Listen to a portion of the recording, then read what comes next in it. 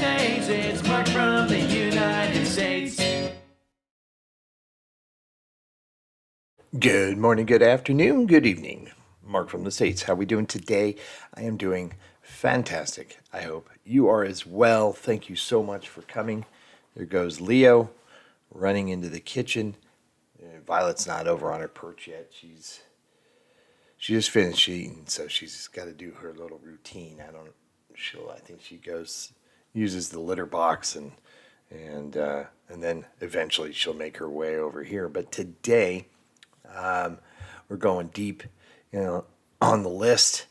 This has been requested. It is from our good friend Chris Green over at History Chap.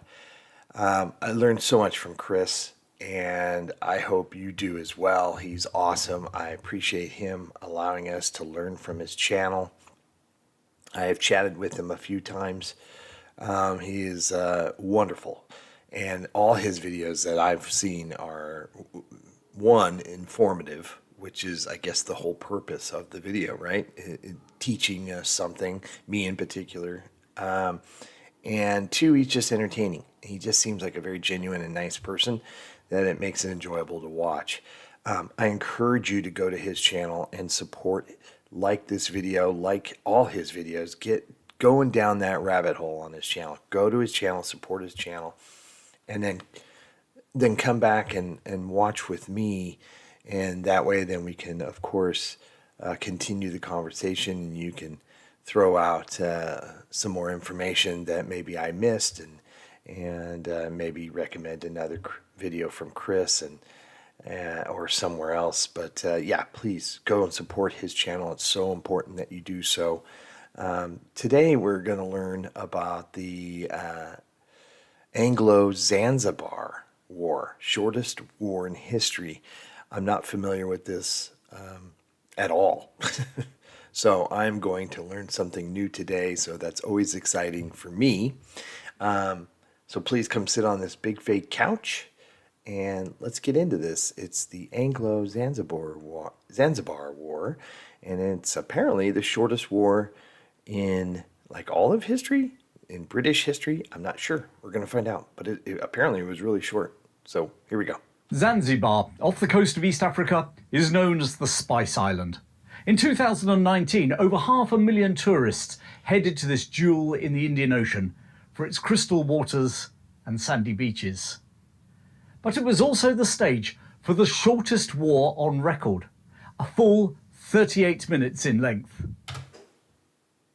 38 minutes? Can it even be considered a war? What's the time limit for it to be considered a war? I guess at 38 minutes it's going to be considered one. Wow, sounds like a disagreement.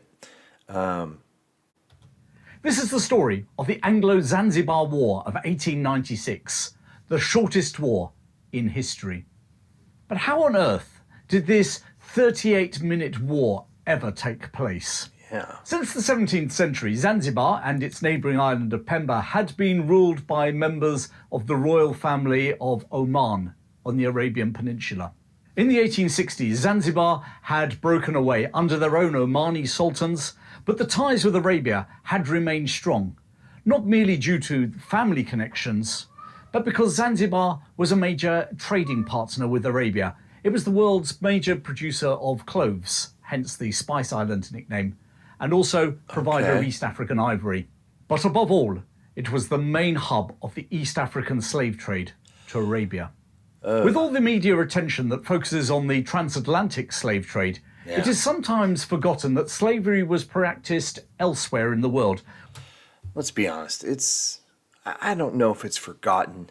They just choose not to talk about it because it doesn't, and I hate to say it, it doesn't involve white people. So, it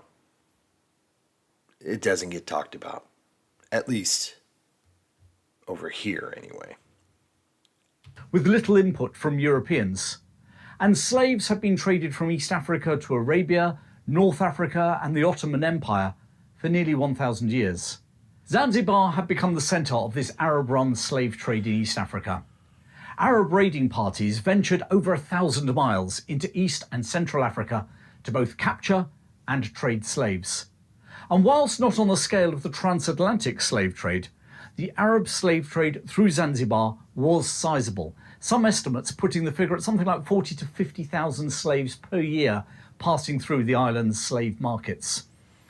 And this made the Arab elite from Oman, who ruled the island, extremely wealthy. The royal palace in the capital, Stone Town, was a testament to this wealth. Facing the harbour front, the palace featured elevated walkways that connected various buildings together and was known as the Palace of Wonders. The Palace of Wonders was a residence and an administrative centre, certainly not a fortification.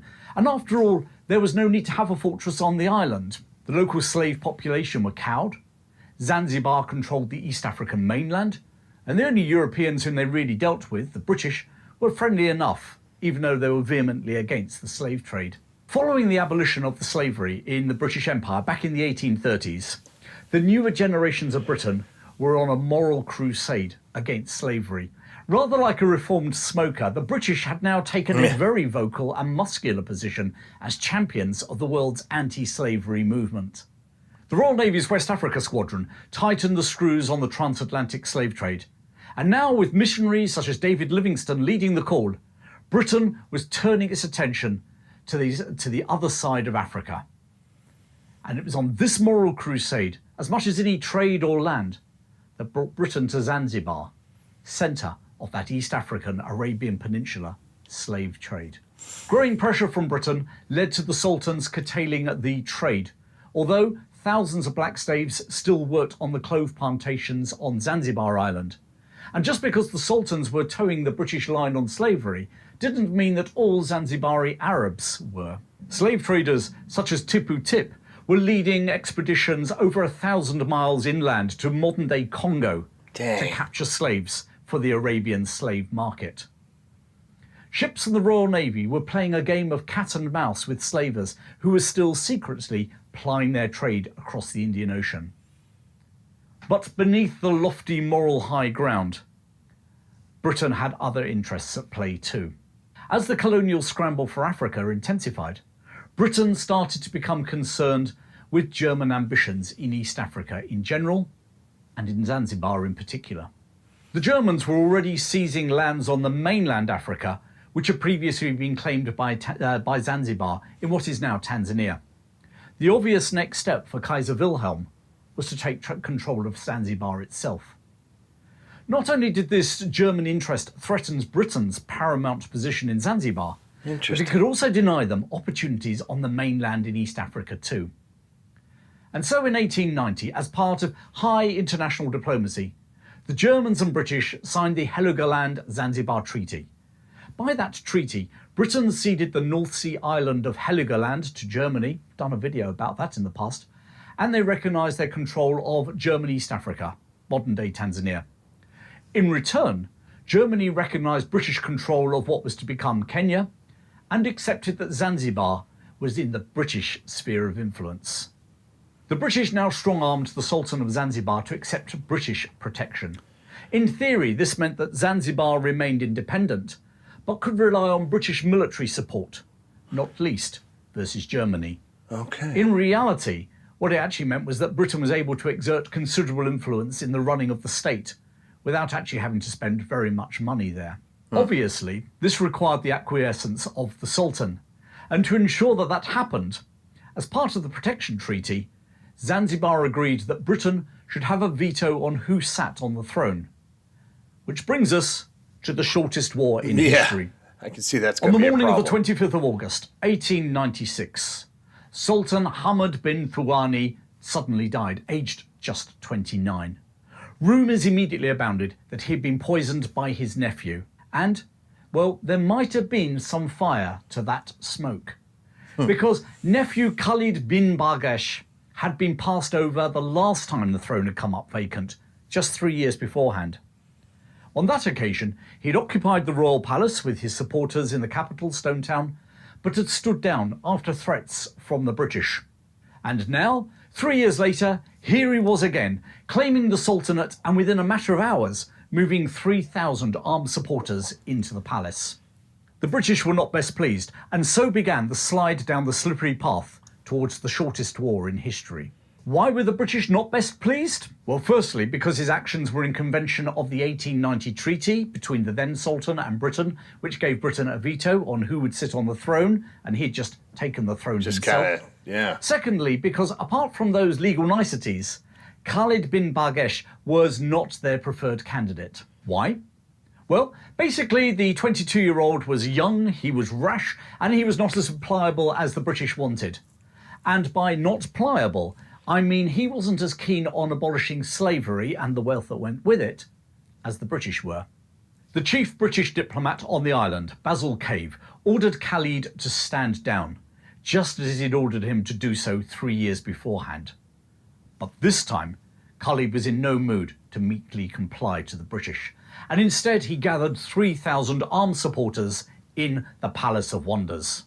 The palace, as I said before, was an impressive structure, but it was most certainly a palace and not a fortification, which was a bit of a problem when there were 2 Royal Navy ships facing it from just across the harbour. HMS Philomel, a Pearl-class cruiser from the Cape of Good Hope Squadron based out of Simonstown in South Africa, and a gunboat, HMS Thrush. And that evening, at the request of Cave, another Royal Navy ship, HMS Sparrow, entered the harbour. This was shaping up to be a classic example of British gunboat diplomacy, except that Khalid showed no signs of being cowed. Okay, so just to recap what I'm understanding so far, they signed the treaty to allow Britain to be able to kind of say yay or nay to the ruler they approved, who at least on the surface said no to slavery. They approved him. He dies young, and this guy, we'll call him the Scar from the Lion King character, the uncle, who's been waiting to take over, already tried once, was told not to, has finally said enough's enough, and he raises essentially a small army and takes the throne. Doesn't care that Britain says we have this treaty, we don't like you, so we're going to say no.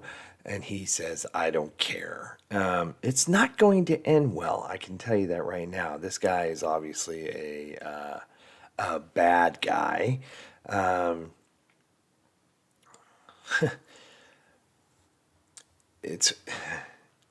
would like to have seen his look on his eyes when the Navy ships are just kind of sitting outside of the palace there in the harbor. In fact, earlier that afternoon, following his predecessor's funeral, he had actually gone and proclaimed himself Sultan. Basil Cave now telegraphed the British government in London, asking if he could be authorised, if any attempts at negotiation failed, whether they could fire on the palace with the Royal Navy ships. And while Cave awaited the response from London, self-proclaimed Sultan Khalid bin Bargash was attempting to solidify his position. Whilst his 3,000-strong army sounds impressive, less than a quarter were actually trained troops. Yeah. Ironically, part of a palace guard that the British had encouraged the previous Sultan to establish. And whilst the majority of this 1,000-strong force had gone over to Khalid, about 400 have remained loyal to their commanding officer, British Brigadier General Lloyd Matthews, who also acted as the Sultanate's first minister. The rest of Khalid's 3,000-strong army were civilians whom he had rapidly armed from the armoury in the palace. The following day, the 26th of August, 2 more Royal Navy ships arrived at Zanzibar, HMS Raccoon, and the flagship of the Cape of Good Hope Squadron itself, HMS St. George, captained by Rear Admiral Harry Rawson, a veteran of the Opium Wars. Rawson now sent 150 Royal Marines ashore to support Brigadier General Lloyd Matthews' local Askari forces, protecting the British consulate and taking control of public buildings, whilst Khalid focused his attention on the Royal Palace on the waterfront. Against this ever-growing naval force, Khalid could offer his 3,000-strong army, more of a dad's army than an elite fighting force, along with a Gatling gun, two 12-pound field guns, and a 17th century cannon. Just to add to the sense of irony, the two artillery pieces were gifts from the German Kaiser, and the Gatling gun was a gift from Queen Victoria herself. Meanwhile, out in the harbour, the would-be Sultan also had the support of the crew of the royal yacht, HHS Glasgow. Yep, built in Britain, but now opposing the Royal Navy. On the 26th, Cave finally received a response from his government in London, authorising him to adopt whatever measures he thought necessary, in the firm knowledge that British Prime Minister Lord Salisbury would back him up. However, he was also warned to take only actions which could be accomplished successfully. In other words, don't screw up, Cave. Armed with this backing from the imperial government, the British diplomat now turned the screw on the non-compliant Khalid, sending an ultimatum to the palace across the harbour, ordering him to leave the palace by 9 o'clock the following morning. And from Khalid, not a word. Nor any signs that he was vacating the palace either. As the sun rose on Thursday the 27th of August 1896, the people of Zanzibar nervously watched the clock ticking towards that 9 a.m. ultimatum. And then, with just an hour to go, Khalid broke his silence. He told Cave that he had no intention of hauling down his flag, and announced that he didn't believe the British would carry out their threat to fire on him. You have to take your hat off to Khalid for calling the British Empire's bluff. The only problem with that call is if your adversary is not bluffing. As the ultimatum expired, the guns of the 5 British warships in the harbour turned on the Royal Palace, and at 9:02 a.m, the Royal Navy opened fire. Within a matter of minutes, Khalid's artillery, such as it was, had been destroyed, and the wooden palace was on fire. As his stunned supporters sought refuge amongst the confusion and smoke, Khalid and his key supporters slipped out of the palace via a side door and fled to the German consulate. You see that all the time. These guys are big talkers. As soon as the bombs start flying, they're tucking and running, for sure. What a joke. Leaving his supporters to fight on alone. Out in the harbour, the royal yacht, His Highness ship Glasgow, took on the Royal Navy, firing her 7 9-inch guns at the 5 British warships, who immediately returned fire. Bye-bye. The Glasgow was hauled beneath the waterline and rapidly started to sink in the shallow waters of the harbour. Her crew ran up the Union flag as a sign of surrender, and Rawlinson ordered his ships to rescue what remained of its Zanzibari crew. Elsewhere in the harbour, HMS Thrush sank 2 Zanzibari launches whose crew were firing upon her with rifles. Back on the mainland in the palace, news of Khalid's flight raced through his army. Here they were in a burning palace which was starting to collapse, armed with rifles against warships and abandoned by their leader. They pulled down the Sultan's flag, and at 9:40, the Royal Navy warships were ordered by Rawlinson to cease firing. The Anglo-Zanzibar War was over. It had lasted 38 minutes, and as such holds the record for the shortest war in history. Short it might have been, bloodless it wasn't. Densely packed ranks of men in a wooden palace being bombarded with high explosives was a recipe for disaster. 500 of Khalid's armed supporters were killed. The British 500. suffered just one casualty, a petty officer on board HMS Thrush, who was severely wounded, but lived to tell the tale. That afternoon, the British installed another member of the royal family on the throne, a sultan who was more malleable than Khalid, and more willing to bend to the British desire to stamp out the East African slave trade. And within a year, slavery in Zanzibar had been banned. Nice. And what happened to Khalid? Well, having fled the palace, he made his way to the German consulate, seeking sanctuary. The British officered Zanzibari police surrounded the consulate and threatened to arrest the errant royal if he left. The Germans sent a boat over to Zanzibar from their port at Dar es Salaam in German East Africa. It docked at the very end of the consulate gardens, and Khalid was able to board without ever setting a foot outside the consulate, thus avoiding arrest. He spent the next 20 years living in German East Africa as an exile. And during World War I, he was captured by the Allies when they occupied the colony and was sent to St. Helena, where Napoleon had been exiled in the South Atlantic, and then to the Seychelles. Eventually, he was allowed to return to East Africa. He died in Mombasa in 1927. Basil Cave, champion of Britain's anti-slavery movement, served as Britain's senior diplomat in Zanzibar until 1909, before representing Britain in the French colony of Algeria in North Africa. He died in England in 1931.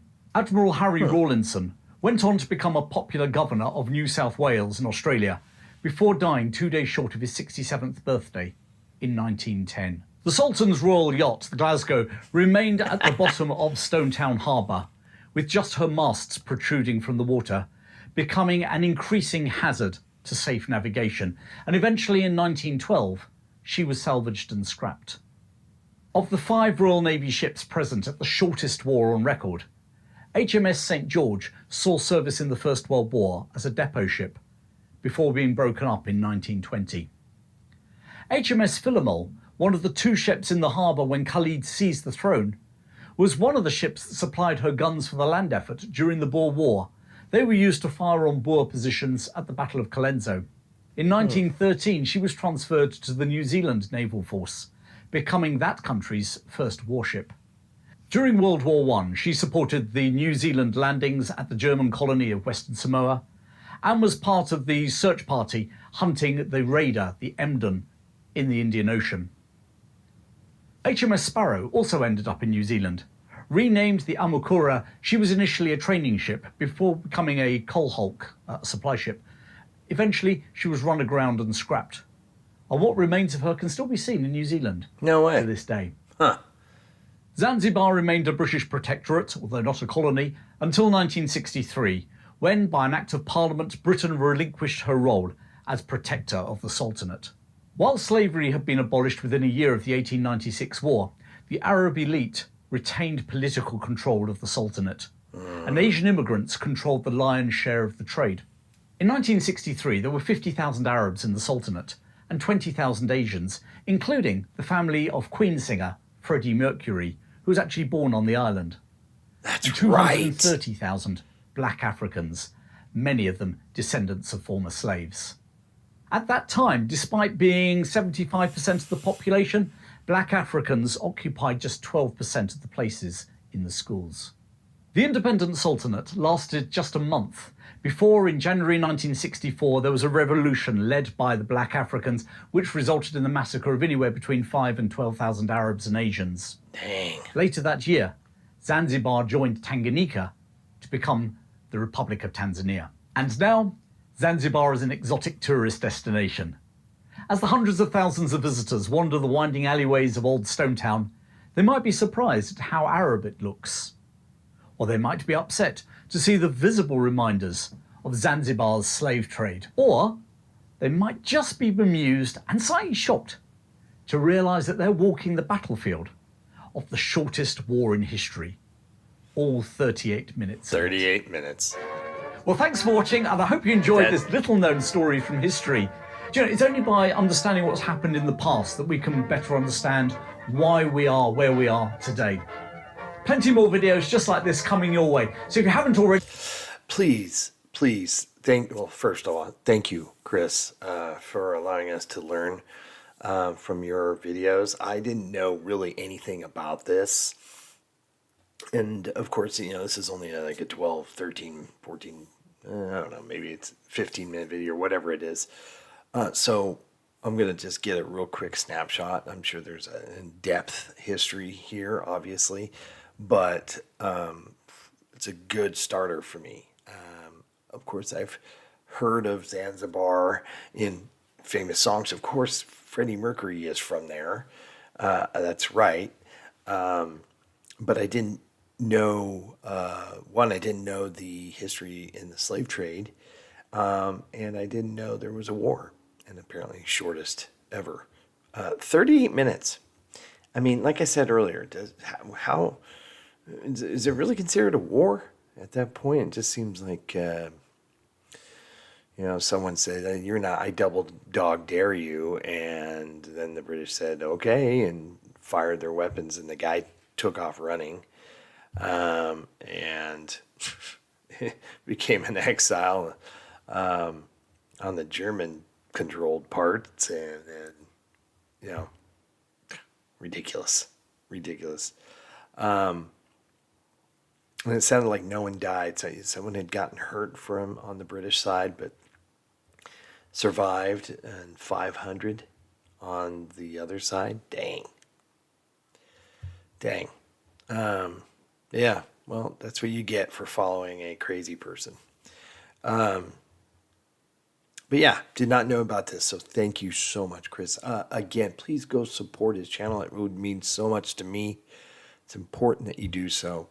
And I'm just blessed that he's allowed us to watch and learn from his videos. So, yeah, very cool. Very cool. All right, everybody. Hope you're happy, healthy, and safe. Has anybody been to Zanzibar? It looks pretty amazing, I'm sure. Yeah, seems like a holiday destination for the people in that part of the world, for sure. All right, everyone, have a great day, and we'll see you in the next one. Take care. Bye. Mark from the States, Mark from the States, it's Mark